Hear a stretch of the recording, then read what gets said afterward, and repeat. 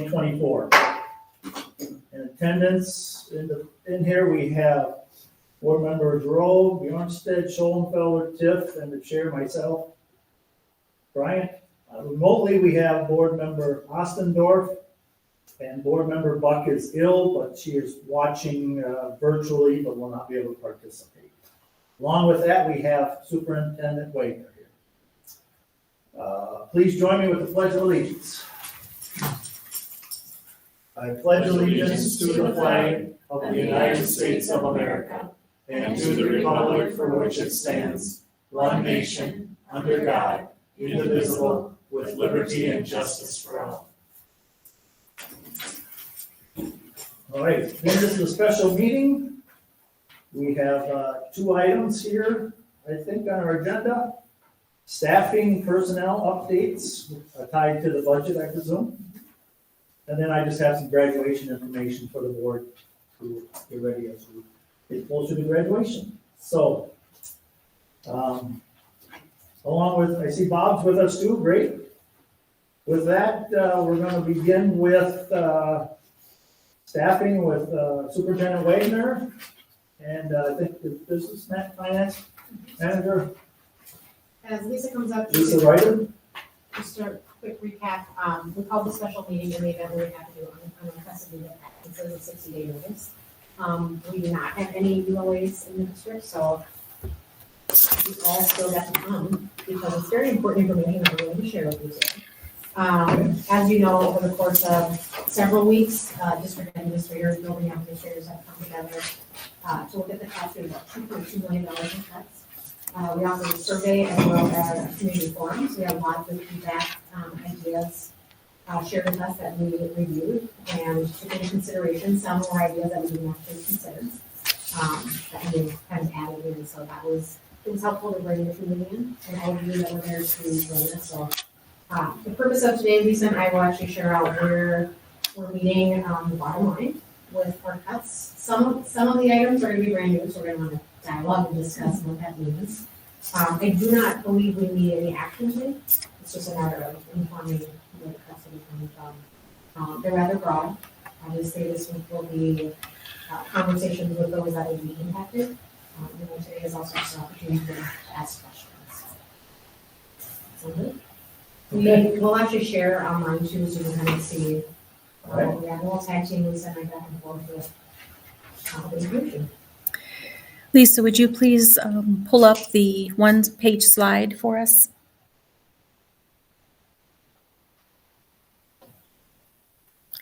Thank you. As we've talked about in the past, our numbers haven't changed with regard to our projected budget adjustment gap that we're looking at. So you've seen and heard before the revenue assumptions and those totals compared to the expenditure assumptions for fiscal year 25. That difference between the revenue and the projected revenue and projected expenditures for fiscal year 25 is $2,229,745. We have been trying to figure out how are we going to close that gap? What ideas are there out there? What is it that we're proposing?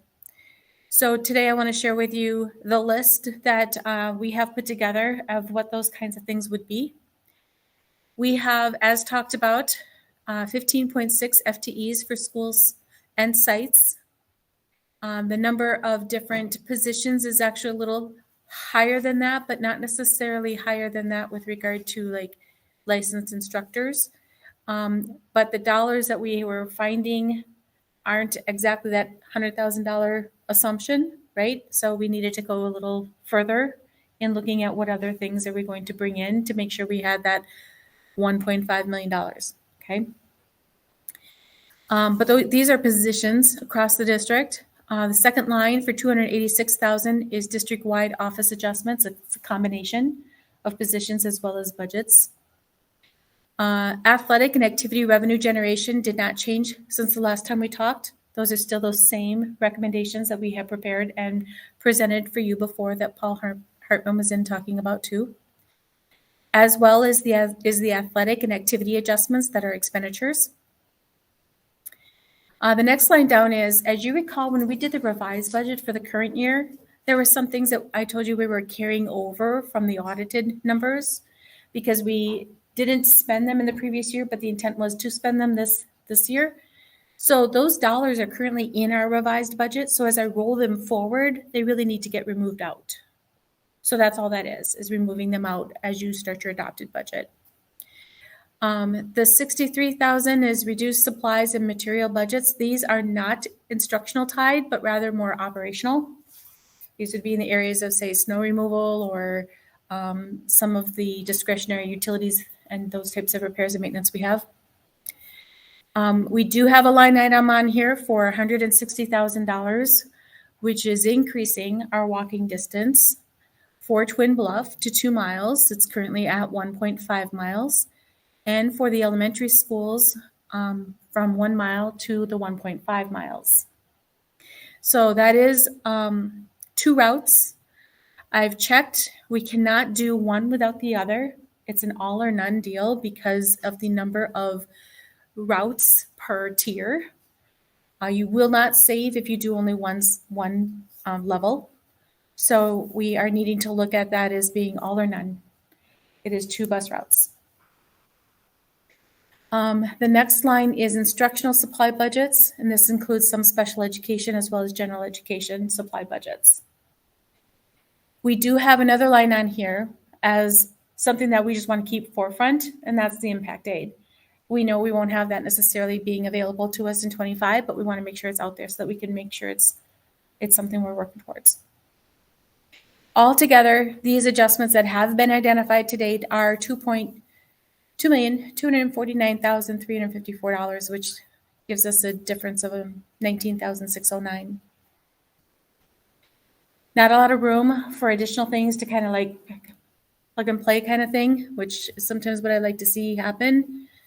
But there's just from everything that we've done so far and looking through the budget and trying to find those adjustments that can be made at this point in time for this next fiscal year, these are what we have at this point. Questions? Yes. Can one of you talk a little bit about the activities? When this was originally brought up, we had talked about possibility of some retirements, taking some of those positions. Do we know more specifically where those will be coming from? Yeah, so there's a lot of dialogue. It took a few conversations for us to kind of work our way all through them, right? Because you have a retirement. Well, that sounds great. That's your reduction, right? Not exactly, because it's in a core subject that needs to be filled. So, okay, then what is the true adjustment here? So this retirement's not there. You're going to have to refill it, but what programs then is it that are impacted that you, in big scheme of things, in your total schedule, what is it you're not going to be offering, as you're not going to have the staff to do that, right? And so it took a little bit to try and work through each level to understand exactly what is the true impact here. And so there's so many notes that go with this, but it's really not as easy as saying, well, we have this retirement, that's a 1.0, that's easy enough. No, it turned out to be, well, really, it's only a 0.6 because you need to replace this portion of it, as we don't have a licensure for that otherwise. And so we need to make sure we got that because it's a core subject. That's one example. And I mean, this was like times 20 different conversations. Another example would be registration. We have registration, but also what we're thinking your return on based on registration means that what students are selected versus. So understanding all of that, are there what programs are being cut? Is this I guess that's just a big concern of ours and of the community is what does this mean? What does this look like for us? What does it look like for our classrooms and for our schools? That's just, and Because we haven't been able to talk to any of these people, announcing that I think right now would be premature, and I don't feel good with listing positions where we clearly indicate that this is absolutely, if you haven't talked to. right. Right. So this week, I completely mean, agree with after that. in full transparency, after this conversation tonight, where the board kind of sits with this, for our district leadership, and so our leadership team will be talking about conversations that will be happening with those that are. How do we know how we sit about it if we don't know what it translates to? What's that? I don't think we're gonna vote tonight. No. This is just an FYI discussion for us.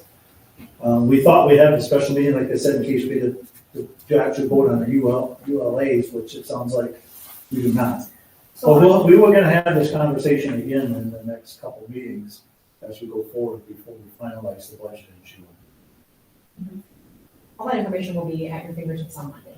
We just want to be able to talk to staff so they aren't hearing it on the board meeting. So, Two things, office adjustments, I suppose that's the same, we're in the same boat with not really being specific about that, but I'm very curious to know what that looks like and means. With the busing, I am really concerned about that. How many students does that affect? It's about 80 per tier, so it's 160 students that would be impacted. So broken down to like Sunnyside, how many kindergartners, first well, graders? let's go over here first. Yeah, well, that's what I'm asking, is like, how many kindergartners are now kindergartners who have been walking a mile and a half now have to walk 2 miles? How many students are actually gonna have to walk that I extra? didn't get the breakdown by grade. We don't have our kindergartners registered yet, Right, but right. yeah. So, are you asking for the first graders and Well, up I'm just or? asking how many students, especially at the elementary age, when it's winter and it's dark, and now we're asking them to walk another half a mile. I'm kind of a hard no on this, quite honestly. But It's I a know half they're not. mile. Here's a mile, these people for a mile and a half, now it's that extra half mile people's gotta walk. Yeah, 7, 8-year-olds, absolutely not. I'm not okay with that, and so I'm gonna have to defer back to other ways that we can find some $160,000 a different way. I can't stomach that, and I don't think our parents should have to. I know that this is a huge cost-saving measure, but I think we need to go back to the drawing board on that one. Or we're gonna have to talk about changing times in schools, because these little people should not be walking in the dark 2 miles to school. And Do you have something more? No, that was it. I completely agree with what Pam says. It'd be different, I think, if we had like neighborhood family schools where you had a big sibling walking with a little kid, but I think it's unreasonable to expect a kindergartner or first grader to walk 1.5 miles in the dark at Second or third grader even, too. 6:30 a.m. Well, you're here, we're just having feedback, yes. So with our community, with the forums that we had and with the surveys and stuff, was this something, the busing, was that something that came up, or was that just an internal? Some of it was articulated about transportation, through the surveys, but it was also just kind of looking at everything. I mean, we've been going through for weeks, to try to, and I will be honest, I didn't cancel the meeting because I knew this one is a very, hard one to put on there for families. So the conversations here are really important to have. Recognizing that if that isn't a line item, we respect that, but we have to dig deep, and it does have additional impacts on classes. so the other idea I would have is, you all know how strongly I feel about our reserves. But for $160,000, I would dig into the reserves for 1 school year and give this district another year to figure out where that 160 is coming from. I was thinking the same thing. Yeah.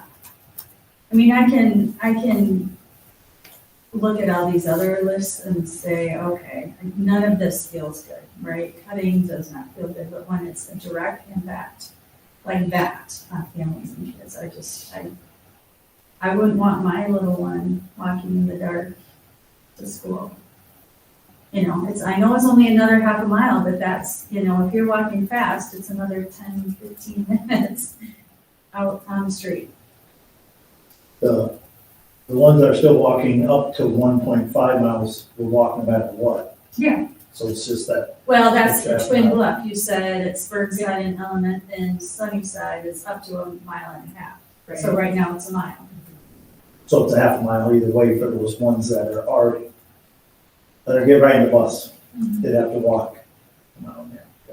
And I guess I would like to know exactly how many kids, I mean, I know we don't know kindergartners, but I would like to know, is there one first grader that's walking? By grade? 2, 4, second grade, third grade, fourth grade, I guess that's up to fourth grade. I'll get that info. I mean, those are the kids I'm the most concerned about. I'm not super excited about fifth graders walking 2 miles to school, but that's easier sell than little littles. And walking 4 miles every day, it just feels like too much. Now, My kids were walkers, and it happened to be because they went to Jefferson School from our house. It was literally uphill both ways. And there were days, and it was a mile, we lived a mile, and I was upset about it at first, but because there were no older kids to walk with them, and they were in kindergarten with the other kindergarten kid in the neighborhood. And then the next year when my son was in first grade, he didn't want to walk with his sister because she was too slow. So he went off with his first grade friends and she and her kindergarten friend walked. And it was not a bad thing. And there were days when there were indoor recess days that they would bundle up and walk to school because they knew when they got there, they wouldn't get to play outside all day. Mhm. So I guess I'm not, I don't know how I would have felt about 1.5 miles, but my kids had a lot of energy too, and it was good for them to get rid of that energy. And I'm trying to think if elementary was starting later, so that's a factor too. But I think we should be, I don't think we should underestimate our kids' physical fitness and ability to walk and what it does for their mental health to get outside. And, so I'm not necessarily, I know it's a controversial decision, but we also have, Ms. Schoenfelder and I are on the Transportation Ad Hoc Committee, and we have a huge increase. And I would guess that it's probably not going to become any less expensive next year. So, I don't know. Ms. Ossendorf, Thanks. I am also a little uncomfortable with the increasing the walking distance. But I guess even more than that, to me, I am deeply dissatisfied with our transportation system, with a lot of aspects of it that I think still haven't really been improved or somehow. There, I muted my my speaker, so hopefully that maybe helps. Okay, sorry. So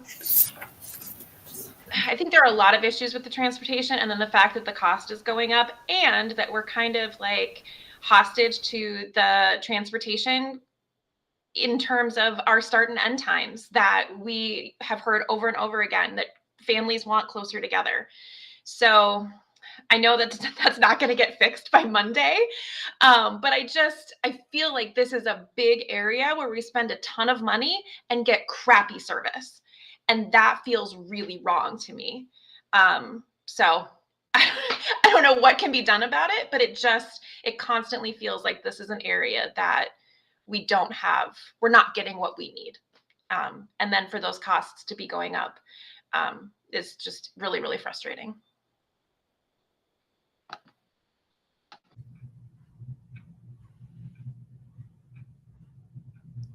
Jim, did you call on me? You're muted or I can't hear you.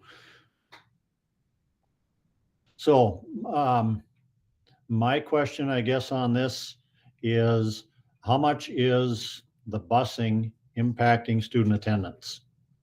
Because if we're having, if you look at the attendance from just a little bit that I've seen, how much are the transportation issues impacting regular student attendance? Because that feeds into a whole pile of stuff.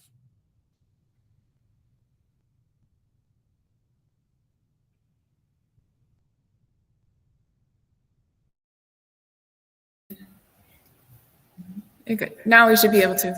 Can you hear me now, Bob? Yes, I can. Can you hear me still? Yep. Okay, I can't hear him then. Yeah, it's coming through the owl, Okay. but the owl is really You quiet. you asked a good Turn question, it so this way. we'll have to look into that. I don't think anybody has the answer, do they here? Lisa or Ms. Ryder or Superintendent Wagner? In terms of attendance? I don't- Question. I don't think we have that answer, do we? I do not. We'll have to get that answer. It's a great question, Bob.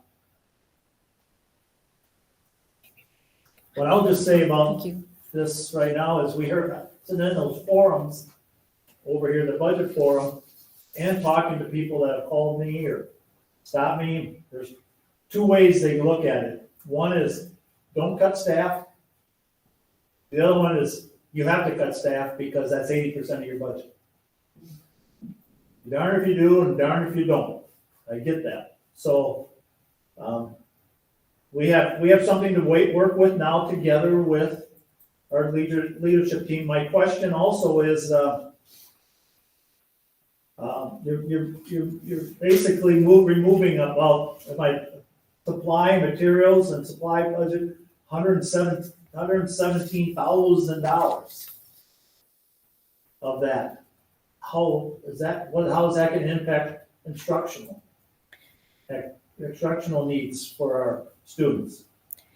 So I can speak to a little bit of the breakdown with regard to the instructional supply budget. About 20,000 would impact our school sites directly.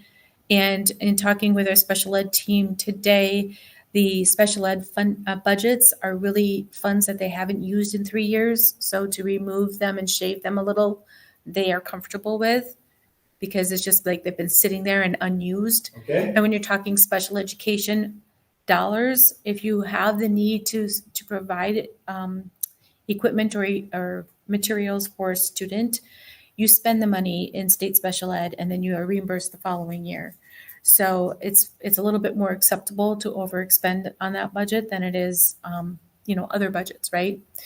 However, we had that conversation. So that's largely what makes up those dollars. There's also a segment in there that is related to staff development as well. The reduction of supply and material budgets that is above at 63,000, that's more snow removal as a piece, as well as some budgets that are sitting within our utilities that are unutilized again. It's like I went back and looked at a 3-year comparison for the various different budgets across all of our program areas and was looking to where can I shave dollars that we've had the budget here. We haven't really used it in the last 2 years. Now, snow removal, that's an interesting one. We haven't used it much this year. Last year, we really used a lot more. But years prior, it was more of a balance, right? So taking a 3-year average and taking a look at that, can I maintain that and still save some budget? That's the approach taken. I was wondering about that, how you, I Yeah. hope you weren't relying on. Nope, I did not last count on year's this year's happen again. That was nothing, to a degree. Okay, questions? Yes. Ms. So Norton. if we don't increase the walk zones, where, is there somewhere else we can find some savings to? I'm open to all ideas. Right. I'm not sure where else to go looking. Well, it's hard for us to talk about, since 80% of our budget is staffing, talk Right. about staffing, since staffing hasn't been talked to about. Right, So it's kind of hard to have that conversation here. agreed. But this gives us something for us to look lose at, and sleep consider. over the next week? And we'll talk about it next Monday, I believe. It'll be on the agenda. And we have some ideas. We can probably talk more then about if we have some staffing ideas. And if you have any ideas, certainly contact Superintendent Wagner, Ms. Ryder, with your ideas. Include Mr. Joshik in it too, into the email, because he'll be managing that budget going forward in July. So, but I mean, we had a lot of surveys and not as many people as I was hoping for at the budget forum, but I think we got some ideas there. And I don't know if we've gotten those, if we need to see those. I don't think we do, because they were kind of driven towards staff developing a budget for us to approve and for us to ask questions about. Other questions? Yes, Ms. Jones. So when we're talking about, this is back to the busing, sorry, I don't mean to beat a dead horse, but when we're talking about Burnside walking a mile and a half, is that even possible because of the highway and where kids live in relationship to Burnside School? So I understand that you'd like to know the count by grade level. Would you also like to know the count by, because I can see what you're saying, there may not be, hazards may be in the way and you Yeah. couldn't possibly do much there. Right. So is it more Sunnyside where those numbers are or Yes, not? So yeah. you would like to know that breakdown by Yeah, site as well, yeah. which by grade level you'll get here, but yeah. Right.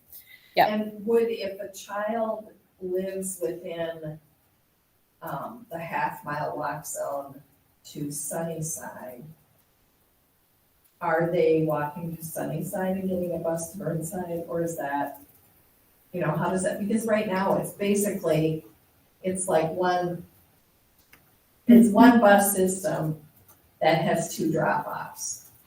First they drop off at Burnside, then they come in and drop the kids off at Sunnyside. And so, That's an interesting question. You're wondering whether I'm actually a grade level for Burnside, but because I live close to Sunnyside, I'm now a walker. right, Yeah. is that going to happen? It wasn't my understanding of how this was going to be, Okay. but it's a very good question to Right, follow through and because check. now Yeah, the bus is stopping there. yes. Yes, I So don't understand. know. hmm My guess is they're walking to Sunnyside, you get on the bus if they're within a mile of Sunnyside, you Well, go to except that Burnside. they do go to Burnside first, because Burnside stops later, so maybe that wouldn't be an issue. If Sunnyside went first, I don't that know. might be the case. We should find that out.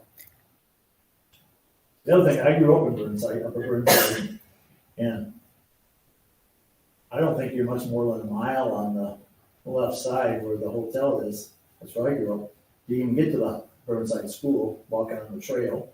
It's the ones across the highway that I think right now are being bussed because they don't want them crossing the highway. However, there is a walking path across the highway, right there at Johnson Avenue and 61, that kids that might get involved, might be on that or not, I don't know. Right. So that's something that'll be, are they gonna actually that walk over on Hanson and over that way, gonna walk, or Finn Road and Cannon View over here, are they gonna walk all the way down there across and come back, or are they gonna try to scoot across the highway? If they have to walk, I don't want them to do that. So, Okay. Walking down that huge hill yes, that goes up. Well, it's an age old, I feel like we have this conversation all the time about busing, like, I just have a really hard time trying to wrap my head around how we cannot be more efficient with our busing. Because you brought it up before, Jim, that our buses are not full.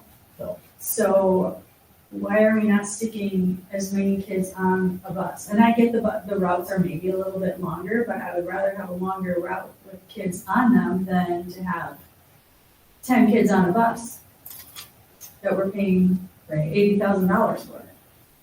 and each year we have that, whatever the walk zone is, then we usually look at expanding it, because some of those kids that we figured were gonna ride in that zone, or the whatever zone, don't ride.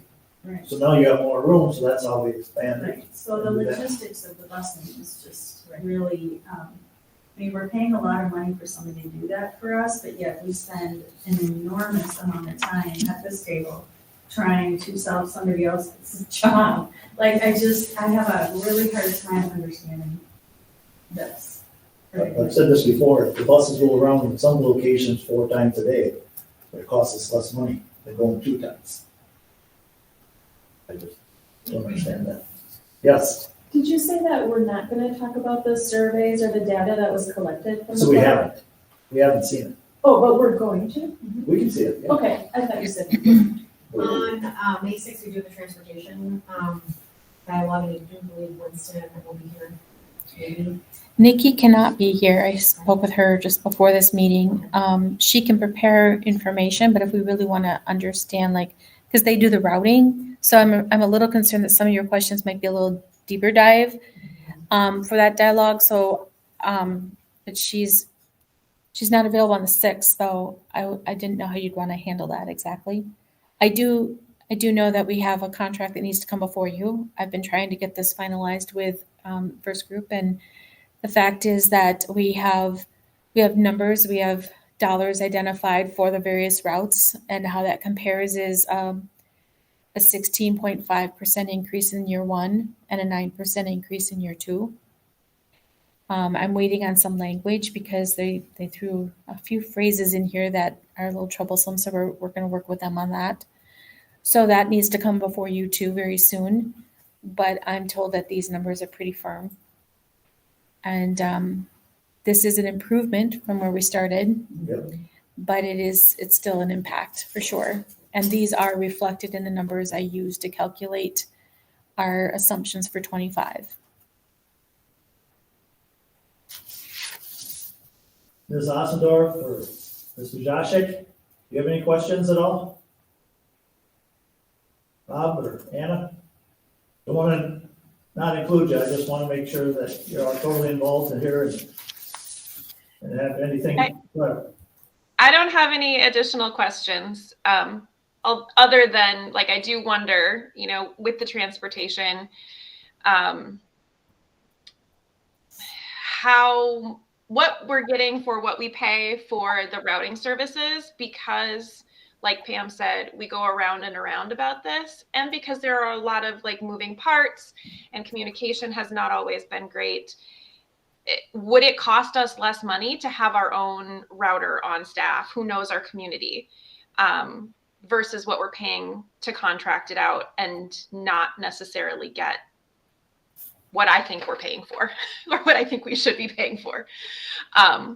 And again, not necessarily something that's going to be resolved, you know, in a week for sure, but that's just always my question. I don't know if there are other areas like that where we're paying for contracted out services and we're not getting as good of service or as much control or information as we want, that we might have if it was something in-house. I don't know.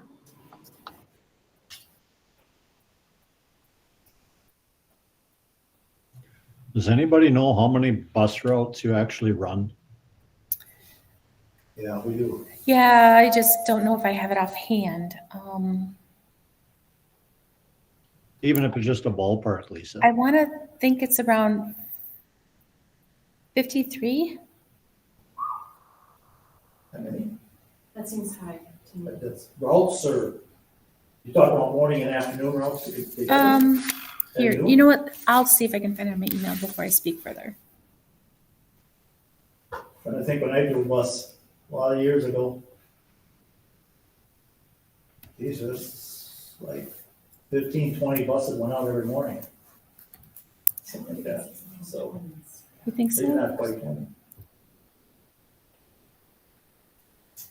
I think we should, before we have the contract come before us on the transportation, we should have this discussion with them going forward on Ms. Ossendorf's concern, Ms. Rose and Ms. Schoenfelder's, Ms. Tiff's, on the busing and the distance and the cost and all that, we go forward, because, yeah, we do pay a lot of money, and buses many times are not 77 passengers or 70, 60, whatever it is. I've noticed not many kids in them, so, and I get it, we're a long school district, but the river, we only have 3 sides, so we are kind of long. You go from Frontenac all the way up to darn near Meesville, which is quite a length, and then the hills in between around, so, and the roads in Red Wing aren't straight, they're all curvy and hilly, and so,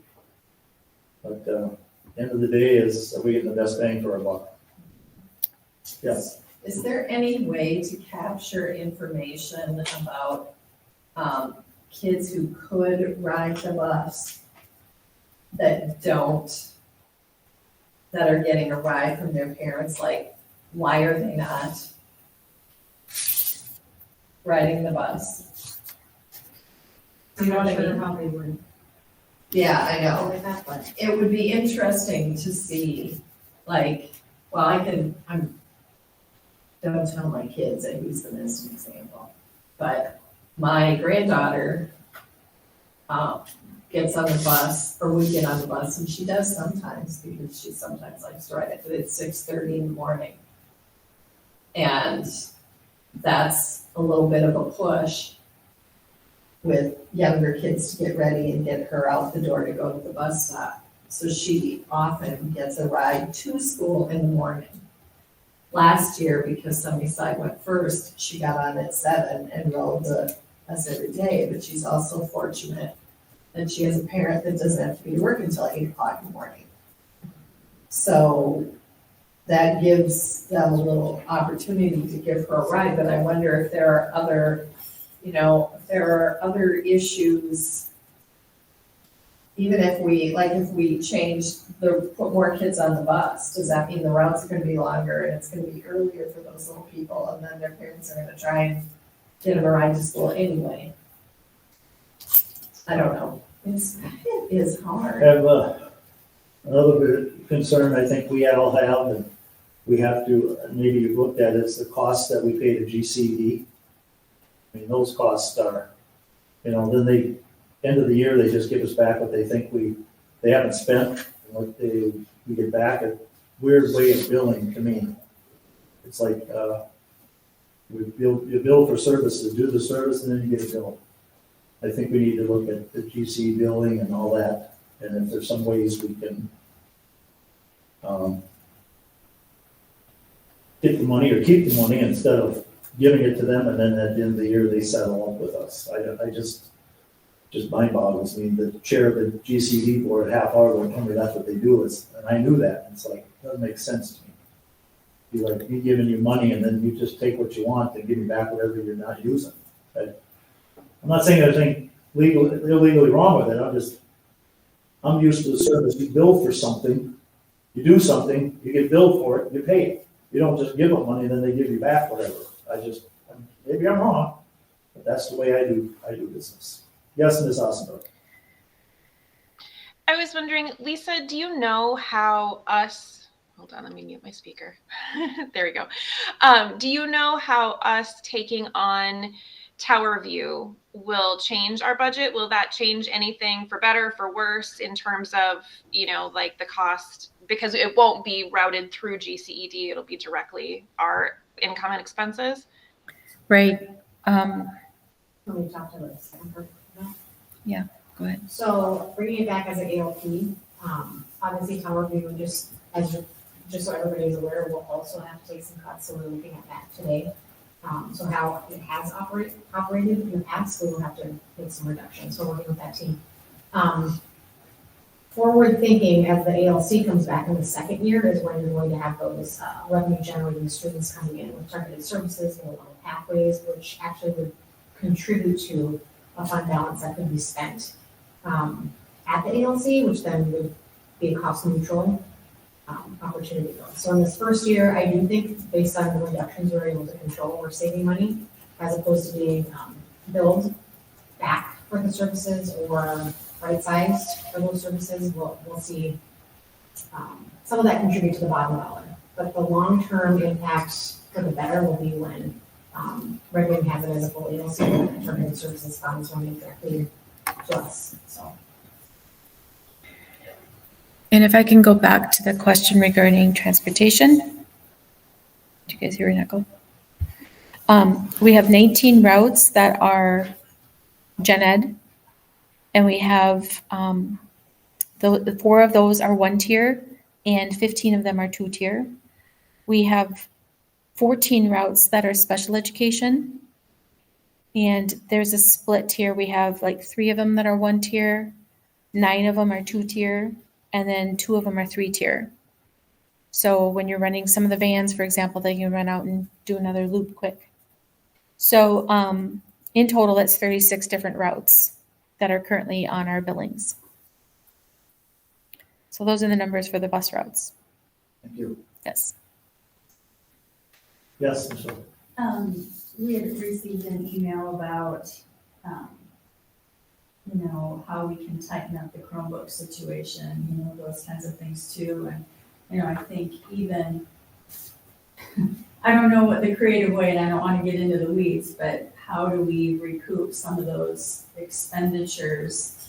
Nobody should be given 4 Chromebooks without something happening there.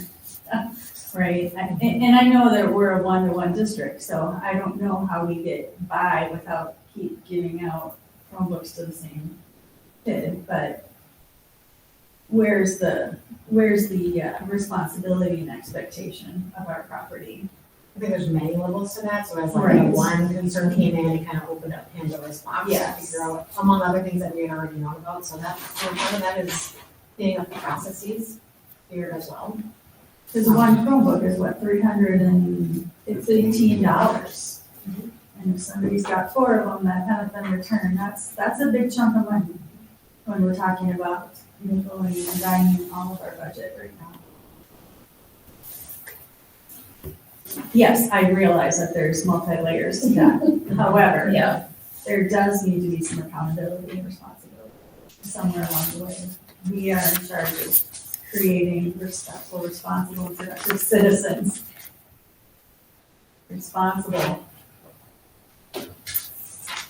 One more, tidbit of information for transportation is, this next contract, depending on what you wanna do with it, is for 2 years, and then you have to go for an RFP, because it'll be 10 years, I believe. The issue we contend with is the next other opportunity for busing is more expensive than what we already have, so some of the options are limited, so. Transportation ad hoc committee, we had all of that kind of presented to us too, so. Okay. Where's that?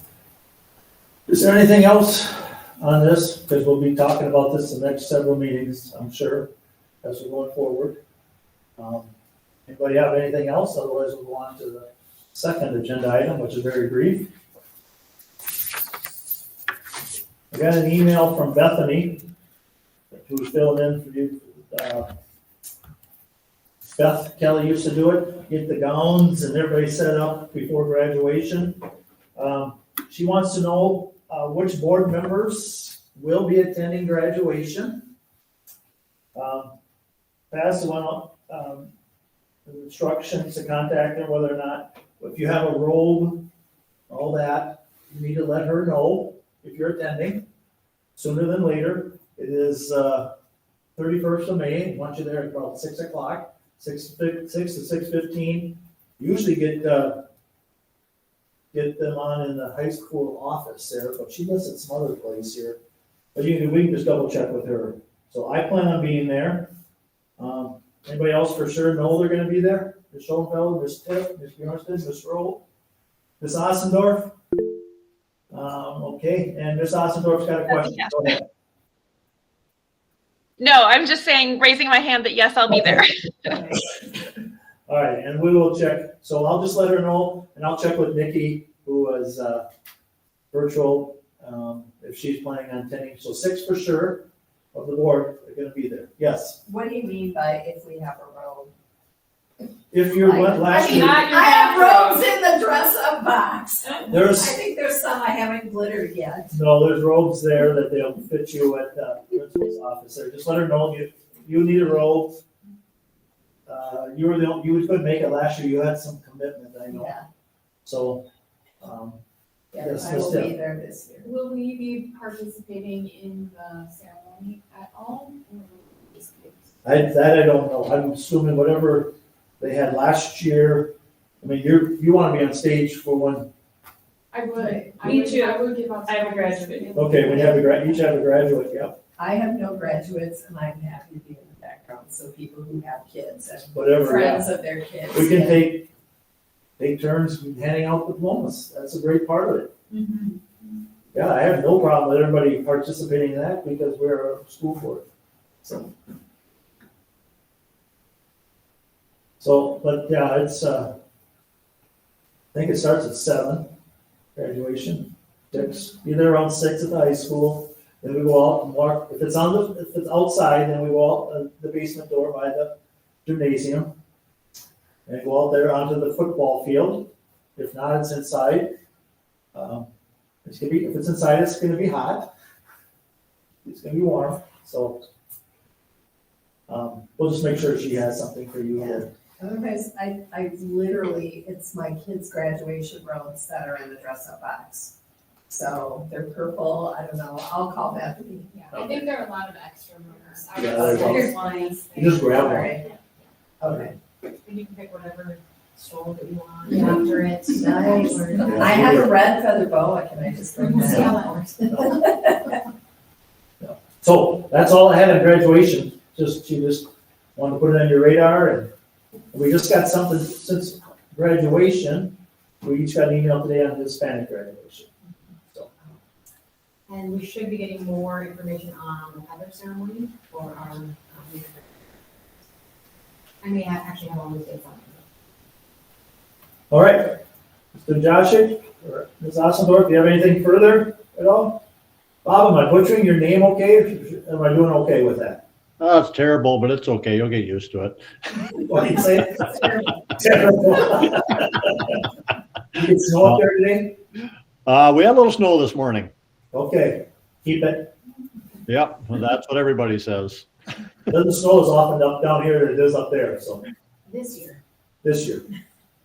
All right, here, there's nothing else before this. We got our next meeting is next Monday at 5:00 workshop, 6:00 board meeting.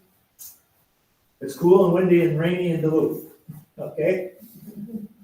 So, all right, I'll entertain a motion to adjourn, which we'll do by roll call vote too. So moved. Moved by Ms. Schoenfelder, is there a second? Second, I'll second. Can I beat you? Yes. Ms. Ossendorf, Aye. Ms. Rowe, Aye. Ms. Bjornstedt, Bye. Ms. Schoenfelder, Aye. Ms. Stiff, Aye. and Chair votes aye. We are adjourned. See everybody in a week. Thank you. Did you say we need to let Bethany know? What? After all of this, we have to let Bethany know that we're coming. Last I'll- week, you just